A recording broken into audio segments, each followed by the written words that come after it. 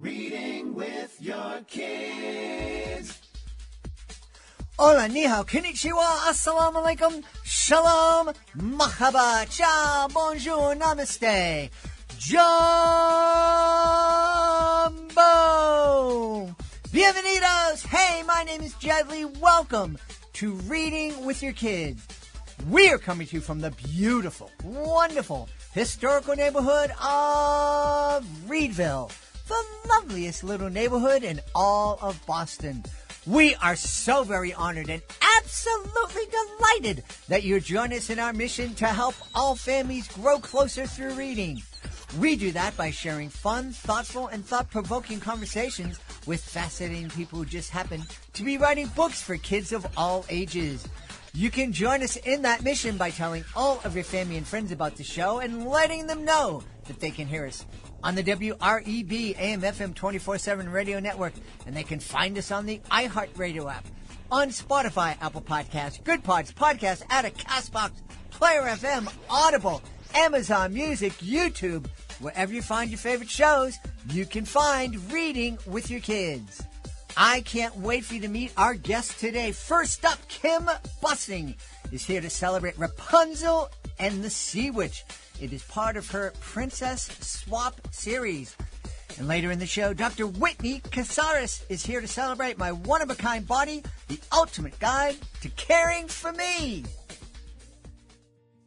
This episode of Reading with Your Kids is brought to you by Find a Tree, a beautiful picture book by Lauren Chandler McCluskey. Are you or your kids ever bored, thirsty, restless, or just looking for a little adventure? Then Lauren Chandler McCluskey's brand new picture book, Find a Tree, is a perfect place to start. This joyful, imaginative story invites kids to discover just how many magical moments can begin with one simple idea: find a tree. Whether you love music or dominoes, ice cream or caterpillars, whether you want to swing on a tire, build a fort, sit in the shade, or snack on s'mores, there's always a tree waiting to welcome you.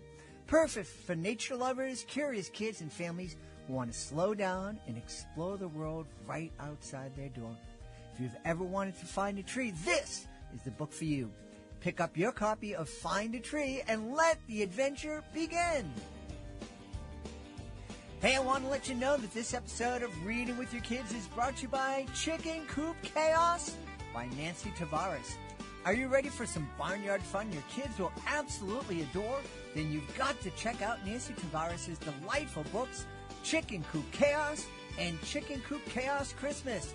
In the original Chicken Coop Chaos, we meet Pearl, a hen who loves peace, order, and a tidy little hen house. But when Wendell the rooster barges in and decides he's not leaving, Pearl has to hatch a clever plan to take back her space. And let's just say things get hilariously chaotic. And just in time for the holidays, Chicken Coop Chaos Christmas brings even more laughs, heart, and festive feathered fun. These books are perfect for young readers, classrooms, and family read-aloud time. So flap on over to your favorite bookstore or online retailer and grab your copies of Chicken Coop Chaos and Chicken Coop Chaos Christmas today. Your kids will be clucking with joy. Get ready, adventure fans. Toby Baxter is back. And I Heart Riverhome, the fourth thrilling book in the Adventures of Toby Baxter series, written by Tim Wright. 13-year-old Toby dives into his most unexpected quest yet. He's battling trolls, navigating the sandpit of love, and getting stuck with an LOVE compass. But when the girl of his dreams, Rainey, is kidnapped, Toby must summon more courage than ever before. All 4 books in the Adventures of Toby Baxter series have been honored as Reading with Your Kids certified great reads, each packed with fast-paced action, humor, and heart. So grab your copy of I Heart Riverhome today and join Toby on an unforgettable journey through Riverhome, where every page is an adventure. Join us right now from beautiful Los Angeles in California. Our guest is here today to celebrate Book 3 in her Princess Swap series. It's called Rapunzel and the Sea Witch, and it came out today, the day we're recording. Please welcome to the show, Kim Bussing. Kim, how are you? I'm so good. Thank you so much for having me. What a pleasure. I'm delighted. I'm delighted that you were able to squeeze me in here on publication day. Oh, of course. I cleared the whole day for you. Wouldn't Well, miss this for the world. oh my goodness. Oh my goodness. I just learned a new phrase today. Glaze on. Glaze on. I love it. Just Is that a Gen Z phrase? Is that Gen I think Alpha? the author that said it to me, she seemed very young. So I'm not in I've any. been aged out of that, yeah. Yeah, so tell me, this sounds like a neat series. You're taking princesses and putting them in other fairy tales. Yes. Yeah, it's been a huge delight. The way I've described it often is Freaky Friday meets the Brothers or Sisters Grimm, where in each book, so there are currently 5 books planned in the series, and each book has 2 different fairy tale princesses with their story swapped. So in the most recent one, Rapunzel winds up in the Little Mermaid story, and the Little Mermaid, whose name is Hannah in the book, winds up in Rapunzel's tower, and they have to find their way back to their own stories. Where did the idea for this series come from? Yeah, so I TA'd fairy tales in grad school, completely on a whim. Actually, it was less of a whim. I went to a grad school where you got a stipend if you taught. I did not know how to teach, so I kind of found a loophole and was able to TA a class instead, and that happened to be a fairy tale class. And I kind of thought fairy tales were for kids in the sense of, I'm going to be a professional literary writer. Why would I worry about dragons and magic? And I completely fell in love with the stories. I became completely obsessed. I realized that a lot of the ways I think are very much related to fairy tales, and I really pivoted, and I was like, I'm never writing realistic fiction again. I don't know how to do it. It's very boring to me. I don't want to write about divorce or going to school, and if I'm going to write about that, there have to be dragons somehow in that story. And so I had the opportunity to work really closely with an editor at Random House, and develop this idea and be able to kind of build it out into a 5-book series, which is really crazy. And because I TA'd that fairy tale class, I had the Disney references, obviously, but I also had this weird, nerdy background of fairy tale scholarship and all the different versions of Cinderella and where they came from and how they've developed that I could pull from and really share my love of these different versions with audiences who have been as young as 4 and as old as in their 60s, which has been really, really cool because hopefully these books have a broader appeal. Tell me, as a fairy tale TA, what did you think the first time you were introduced to the original Brothers Grimm fairy tales? They were kind of grim. They're pretty grim, and they get grimmer. Like when you look at different versions. I think I had grown up with versions of the Brothers Grimm, and that was kind of where I lost interest as a kid. I was like, oh, these are kind of weird. They're kind of dark. I didn't know the word back then, but a little bit misogynistic. But being able to really study them and see, oh, the reason the Brothers Grimm stories look this way is because it was the Brothers Grimm actually going out throughout what is now the German countryside, collecting stories from people and editing them and packaging them into a book. And being able to study, oh, okay, they have a version of Cinderella, but there's versions of Cinderella thousands across centuries. And like people have just been retelling the story. And I think that made me love the Brothers Grimm versions more because you kind of see how stories have evolved and how they reflect society and culture and cultural values. And then just this, every version of the story going forward. It is my beautiful wife taught for 34 years, and That's one amazing. of the things that she did teach was the different versions from different countries of fairy tales. And it's amazing that these, back before we were able to communicate with one culture to another, there were these stories that were reoccurring. Yeah, it's wild.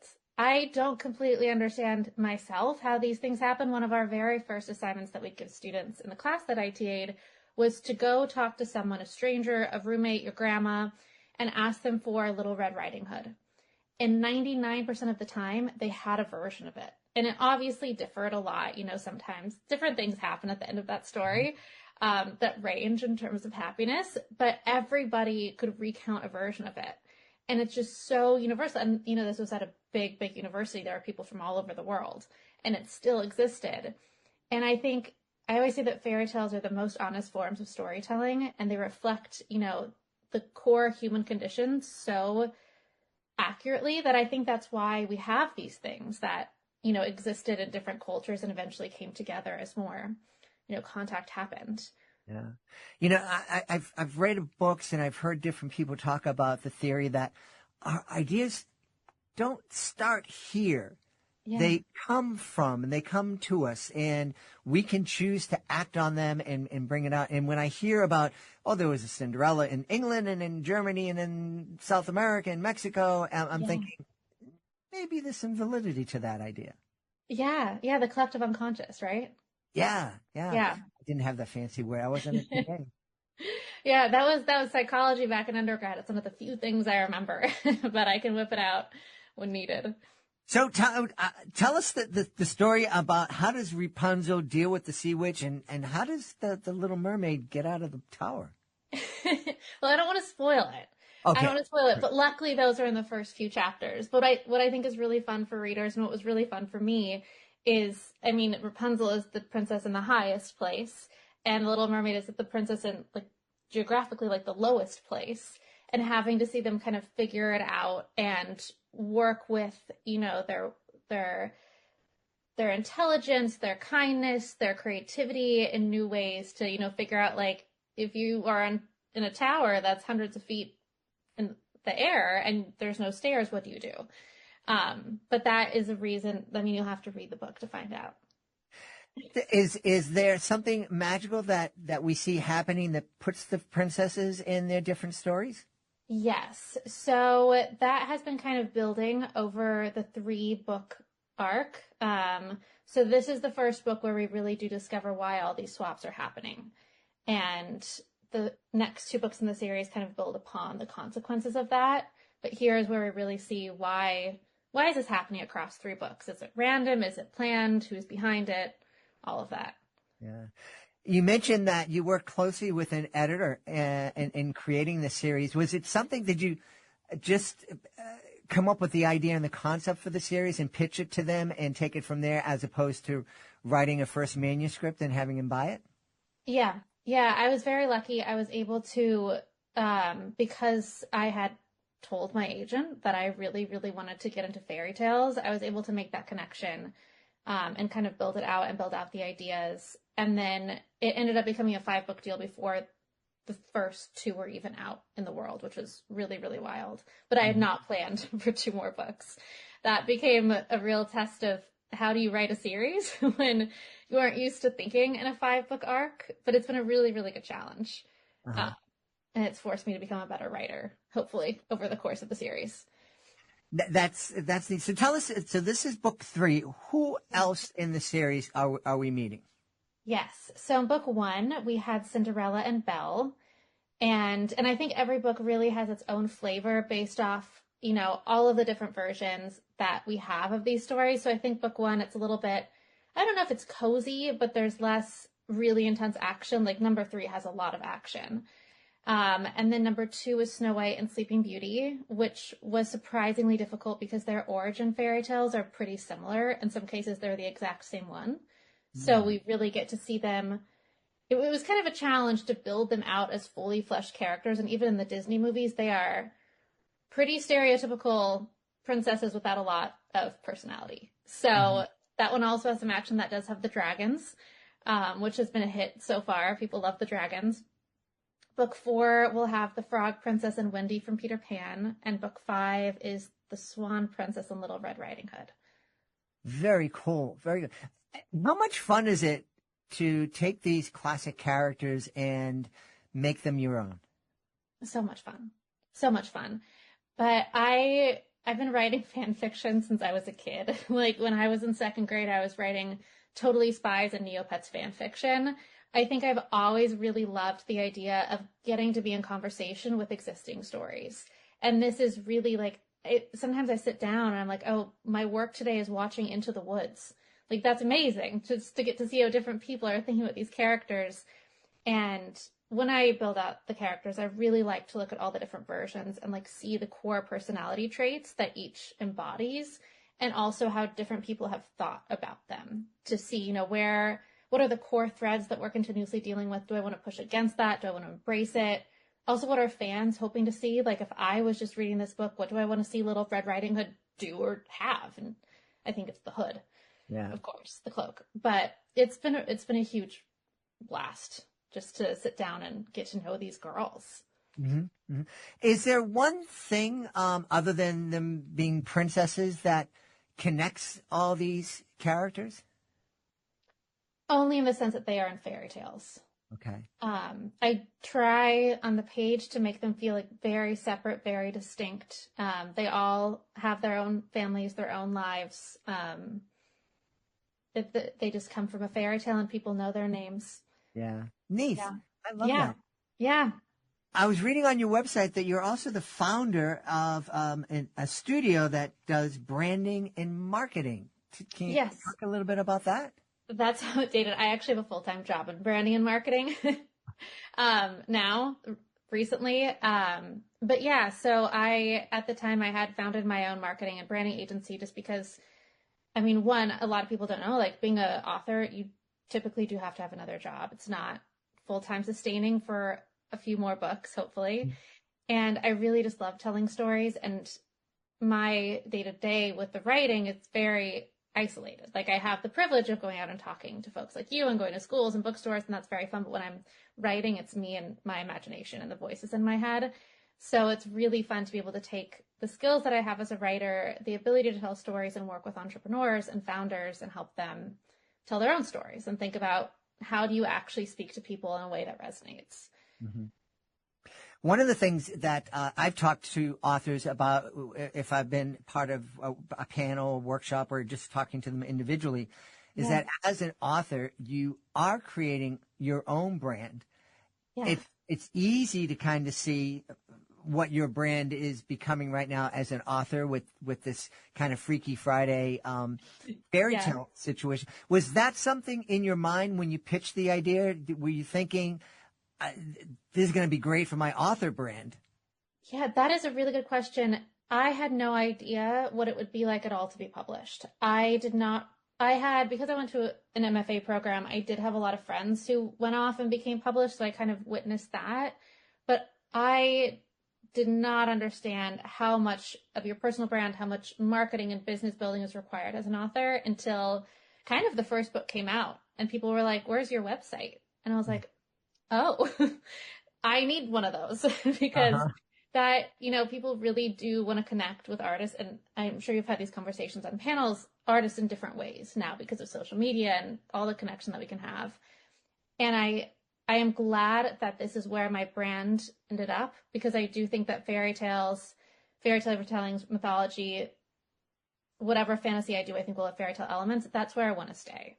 So I think it was just a very natural thing of I finally found the book that I needed to write, and it just happened to be the one I am happy aligned with my future career goals. But it was very unplanned.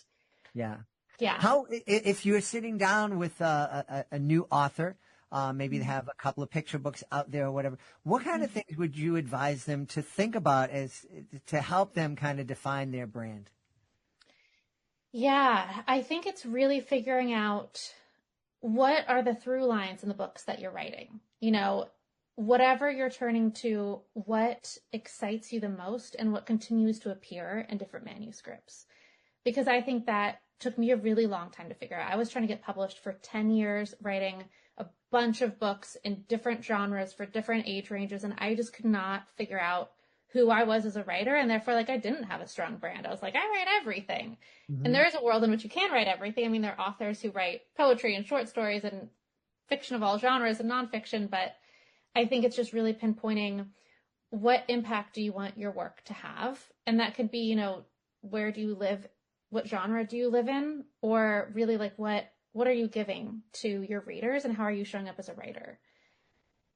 I just found out something interesting. The name Random House for Penguin Random House, it came because Random House, it was the first publishing company that just published anything. Fairy tale, yeah, we'll do that. And science book, yeah, sure, we'll do that too. And so they just go, look at, let's call ourselves Random House. Yeah, I mean, that's their brand. Maybe I should not give any advice and be like, your brand is just be random, surprise us all. And I do think there's room for that too, but like I think with anything I publish, there will be fairy tale elements. Even if it's realistic, it will be based on a fairy tale because that's just how I think about the world. And I think that's really like figuring out how do you think about the world?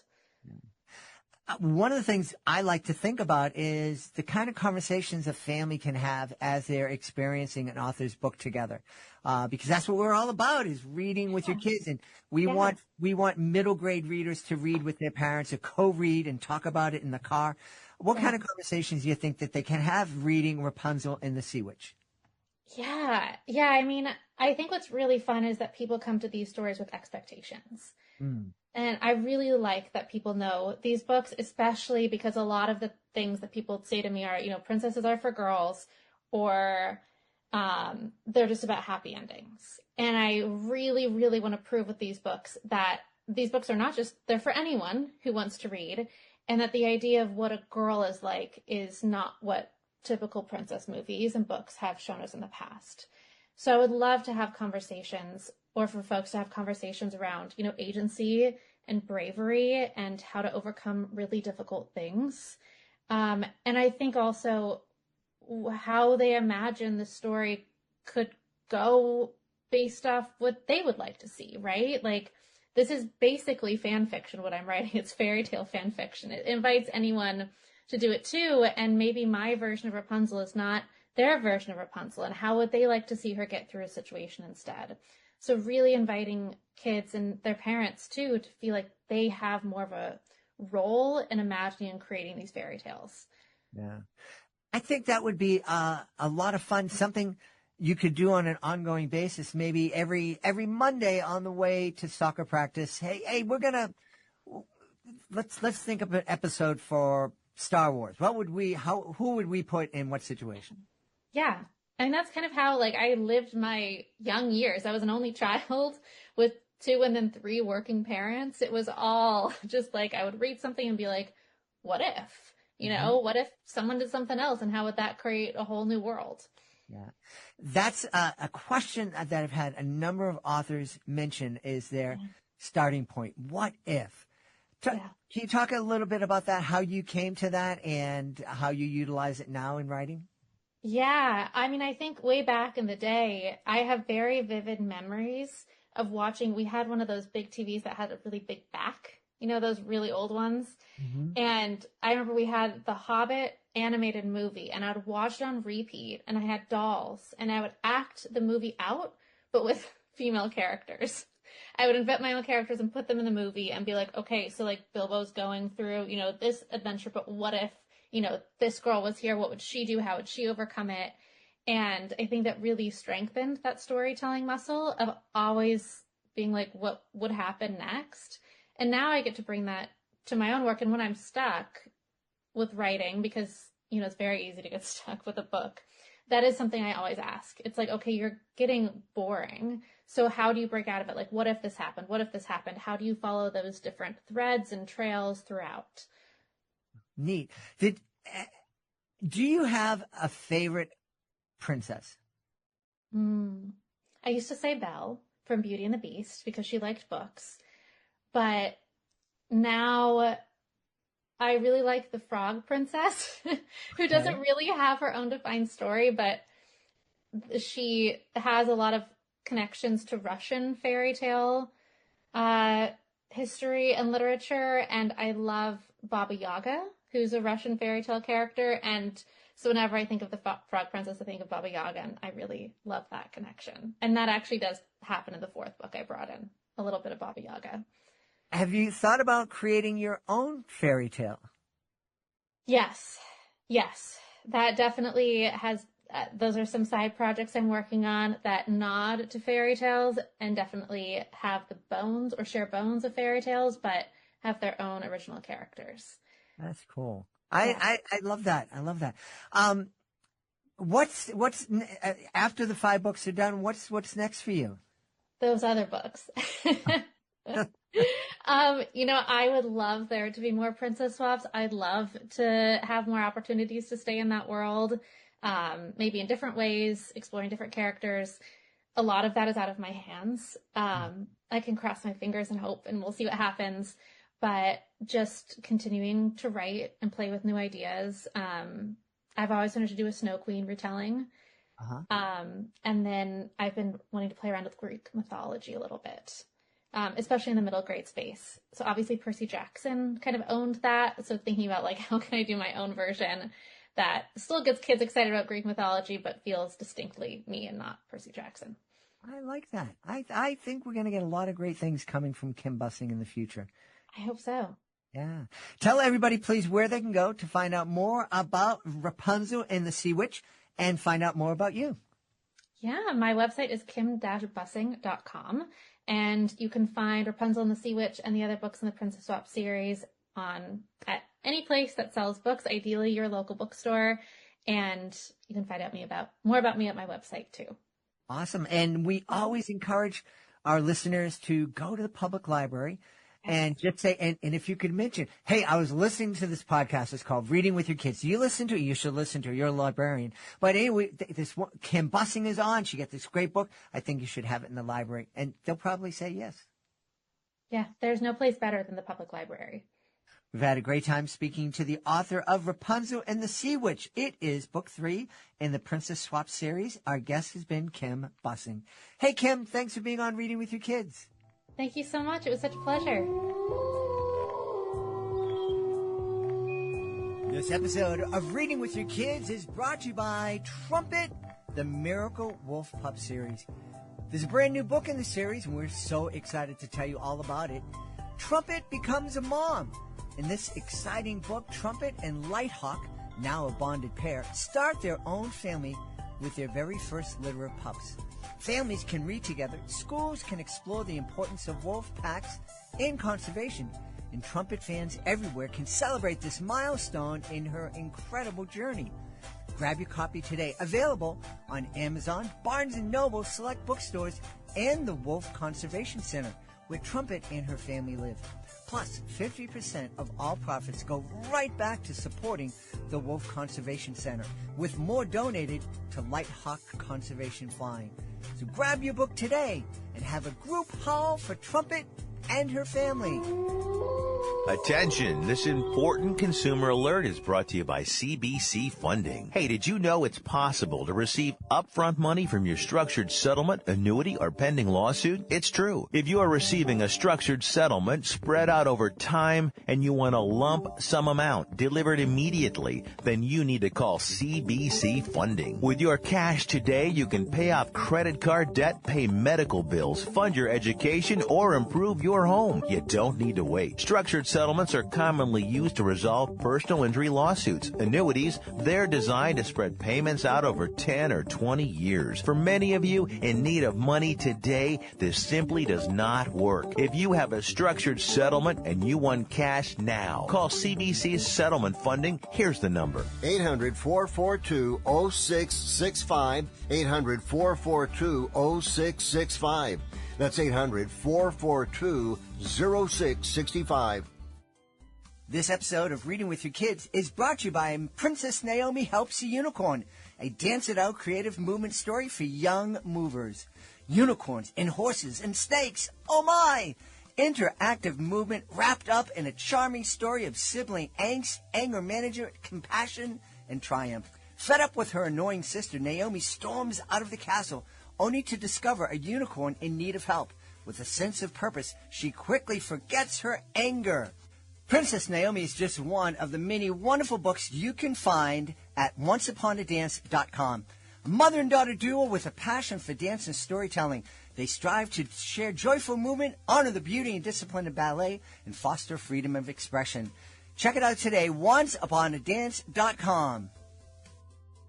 My friends, we are in for a great time. Our guest is here today to celebrate her new middle grade novel. It's called My One-of-a-Kind Body, The Ultimate Guide to Caring for Me. Please welcome to the show, Dr. Whitney Caceras. Hey, Dr. Whitney, how are you? I'm good. Thanks for having me. Delighted to have you on. What a great title for a book, My One-of-a-Kind Body.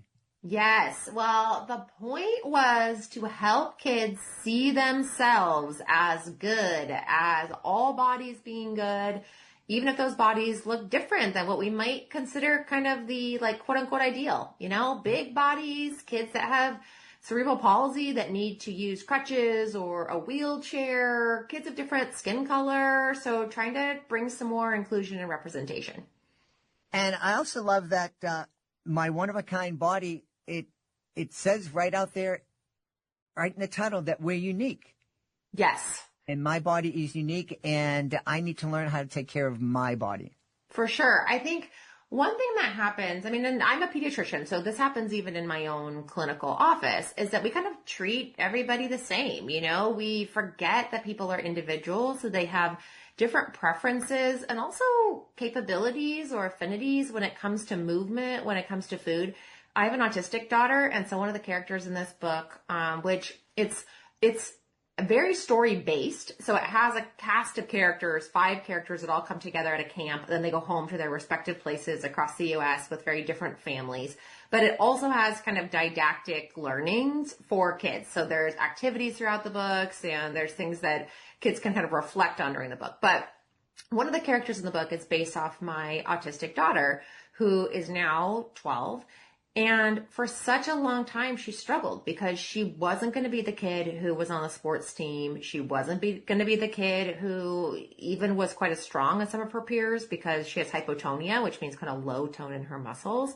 And so we had to really work to figure out what's a way for her to have movement. Similarly, she has food preferences. Like, she loves bananas. Autistic kids are famous for sticking to one thing and one thing only, but that wasn't great for her body to love that. She got constipated, her tummy hurt. And so helping her in her own unique body to walk through what was going to be good for her. Mm-hmm. You're a doctor, you're a busy doctor. I'm sure you have a very full practice. What inspired you to add writing a middle grade novel to your already busy day? Yeah, so I actually was a journalism major. So writing is my first love. This is my 4th book. So the other 3 books I've written have been for moms. And they've been about children. And that's because I have a special interest and a special training through my public health degree in kind of that synergistic relationship between a parent's wellness and a kid's wellness. So I've always been interested in that in terms of writing books. For this book in particular, I think what really happened is I started seeing all of the Sephora kids information that's out on social media. I saw my own kids and their friends really being influenced by what they saw online. And of course, just in my own community, so many questions from parents who are maybe taking like a GLP-1, like Ozempic, and wanting to know, like, how do I deal with this with my kids? And so I felt like we needed an updated guide for kids to read. There's a very classic book that's kind of on this topic called The American Girl Book, Care and Keeping of You. It's an excellent book, and I feel like it kind of started the walk so that hopefully this book could take off and soar. Be a little bit more inclusive, be a little bit more updated, be a little more modern, talk about digital stuff for kids, like try to meet kids where they are. So to me, that's absolutely worth it to put in that extra effort, even beyond seeing my patients. Yeah. Well, you bring up social media. It seems like that's a really difficult thing for a lot of kids to navigate these days. It really is. We know through the evidence that, hey, screens are going to happen with our kids, but that the social media stuff really takes a toll on their self-esteem. The filters that they're seeing, there's even a filter now called Instagram Face that makes it so that kids have like a certain look when they're on Instagram. And so the problem is, they're seeing unrealistic images online.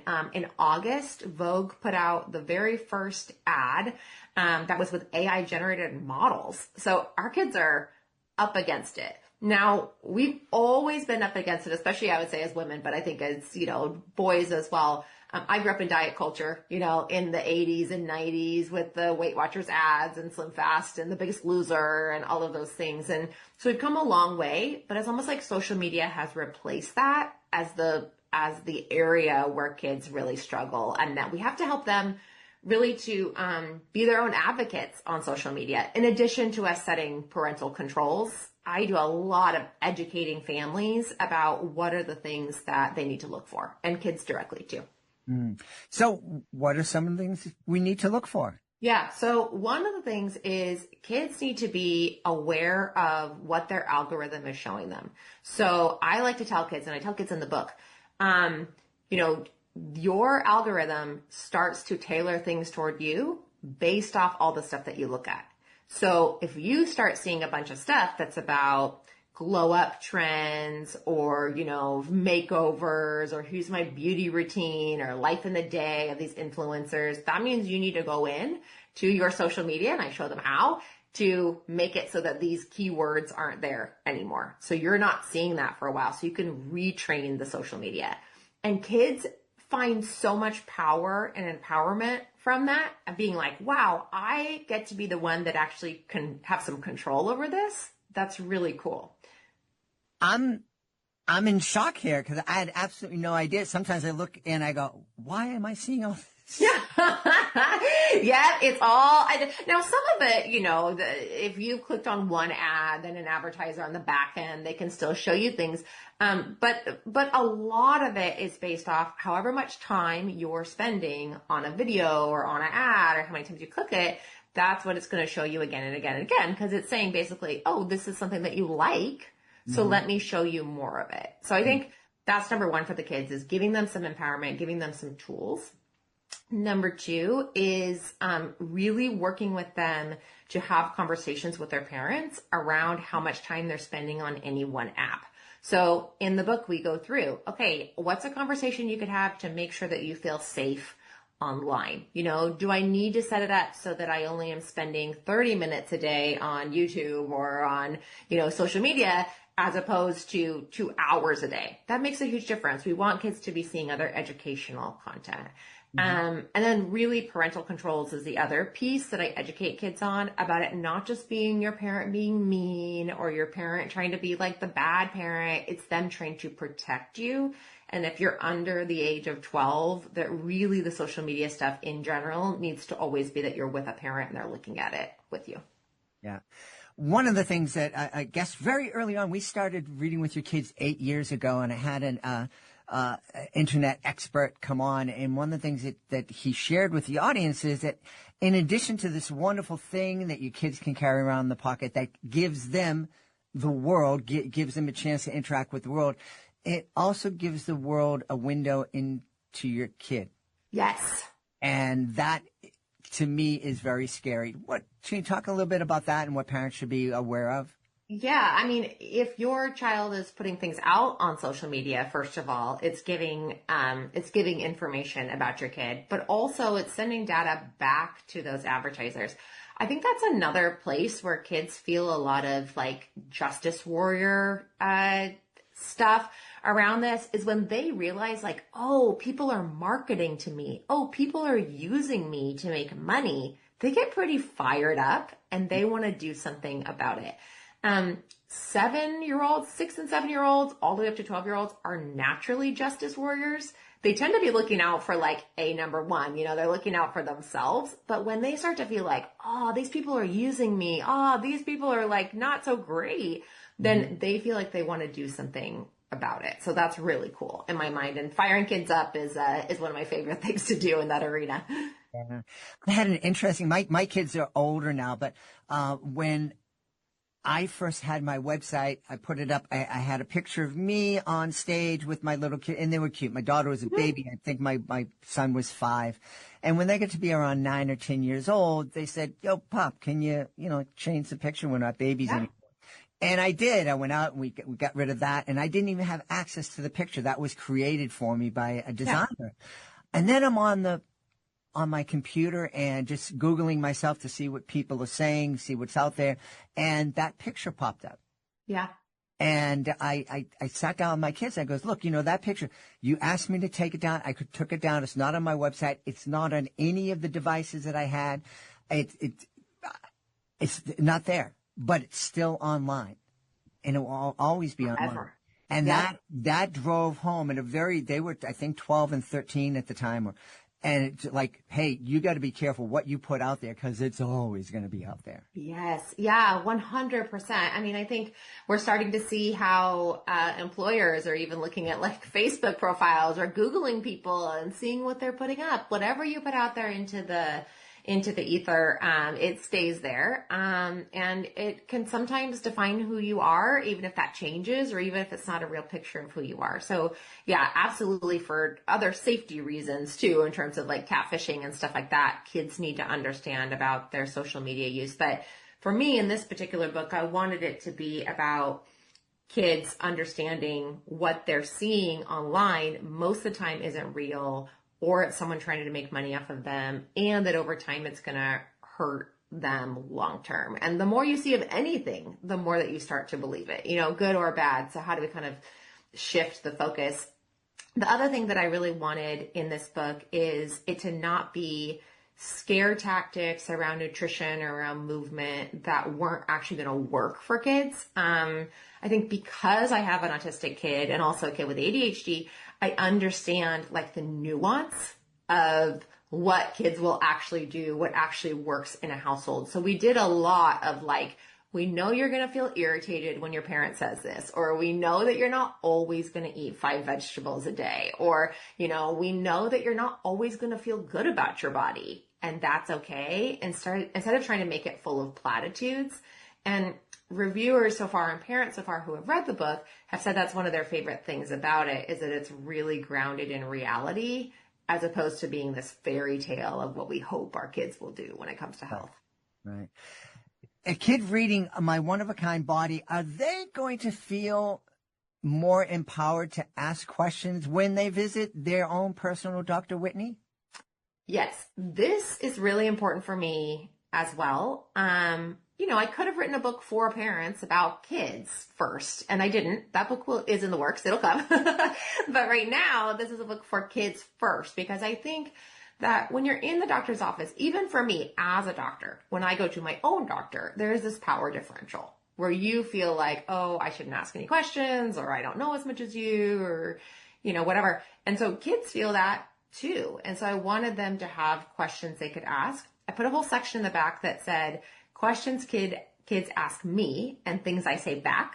So that way, if they didn't feel brave enough in that moment to ask questions, they had the answers anyway. Mm-hmm. But I also put some information in there about what an example looks like of a really quality exam and a really quality visit with your doctor. And the reason I did that is because doctors are amazing at a lot of things, but we have messed it up in terms of helping kids with body image in pediatrician offices. And it's not because we're mean. We thought we were doing a great job, but we have focused a ton on body mass index and weight in the office in front of kids. And the studies show that when you do that, it backfires. For kids that you're trying to make them lose weight or be smaller, it usually ends up going the opposite direction.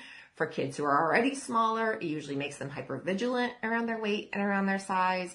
And so we give an example of this kiddo, Troy, who lives in a larger body, of him going to the doctor and his doctor really focusing on healthy habits with him, but also saying like, okay, we're going to monitor. Here's all the vital signs we're looking at of health. And here are the other specialists we're going to use. Here's the labs we're going to do to make sure you're healthy. So not backing away from things that sometimes we really need to do to make sure that a kid's lungs or heart or, bones are healthy, but making it so that there's absolutely no shame or stigma. So those were two things that are important. I also wrote a free guide that's on my website and it's on my social media that's for parents. That is a pediatric visit guide, so that way parents could look at that and have some information as well about what the new standards are, which are not from me. They're from the American Academy of Pediatrics. We're, as an organization, really moving away from all the weight-based stuff and BMI-based stuff, which is great. Yeah. You told us about Troy, and that one of the other characters is autistic, inspired by your daughter. Who are some of the other characters we're going to meet? Yeah, so Juan is one of my favorite characters. He is a little kiddo who lives in Texas. He's a Latino boy who wants to be bigger. I wanted there to be a representation of the body image struggles that boys go through, of wanting to look like their favorite NFL star, or they want to look like their favorite, soccer player, professional soccer player, Messi, or, Ronaldo. How do we help those kids see that sometimes based off genetics, you're not going to be that big, muscly guy, or maybe you will, but there are ways to do it in a really healthy, age-appropriate way. So that's one kid who's in there. The other kid is Natalia. They are a trans person who lives in New York City. They use crutches, they use a wheelchair, and they mobilize differently, and they have different needs when they're at this camp that all the characters go to. So that's a really important character. And then there's also a character, Haley, who is rail thin, a gymnast, white, blonde, like kind of the image of what you would think of a supermodel or like the quote unquote ideal healthy kiddo.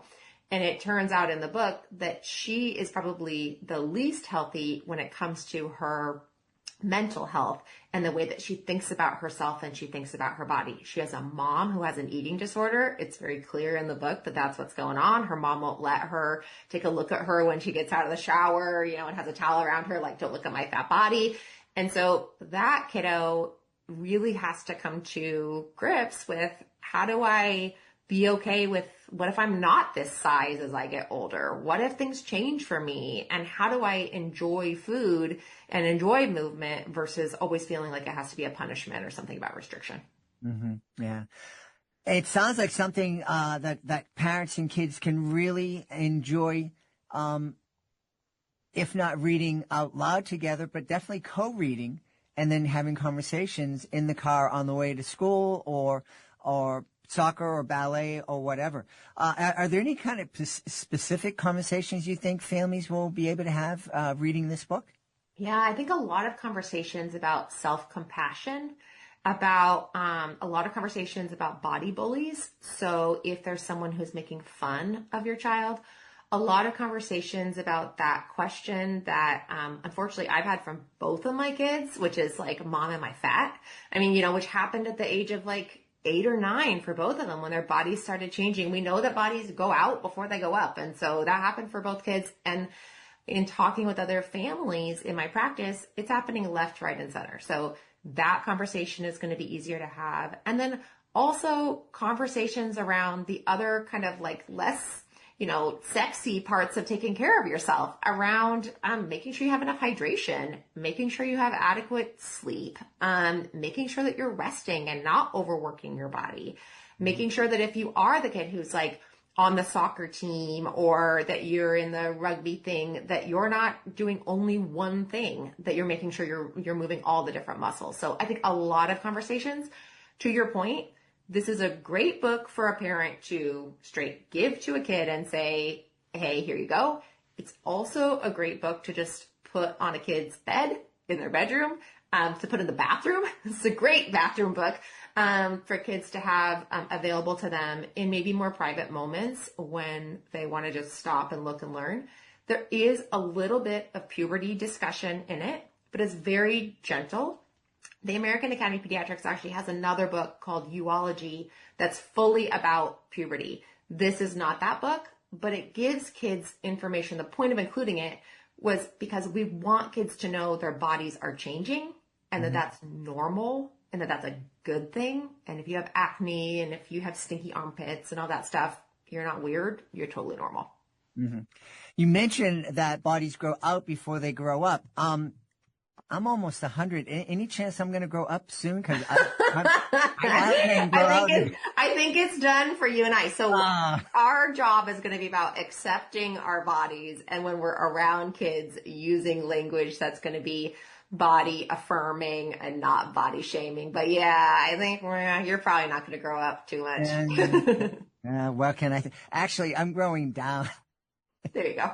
I've lost a couple of inches. You should tell everybody where they can go to find out more about my one-of-a-kind body, find out more about you. I know you have a podcast, you have books for adults. Tell everybody where they should go to find out more about Dr. Whitney. Yes, you can go to modernmommydoc.com. So modern, not ancient, mommy, not daddy, doc like doctor, modernmommydoc.com. I do have an Instagram. I hang out a ton on there. You'll see it's kind of like meme, and then like really serious information. So that's kind of how I roll on social media. And then my website is the same, and that will get you to all the information about the book and to all the other resources that are free. We've had a really fun time speaking to the author of My One-of-a-Kind Body, The Ultimate Guide to Caring for Me. Our guest has been Dr. Whitney Caceras.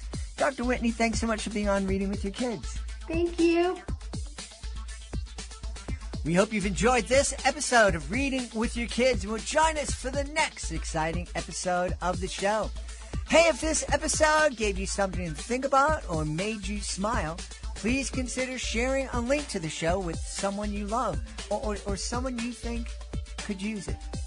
Also, we'd love it and really appreciate it if you could leave us a 5-star review wherever you find your show. And if you're listening to us on the WREB AM/FM 24/7 radio network, please let your local station manager know that that you really appreciate them carrying Reading with Your Kids.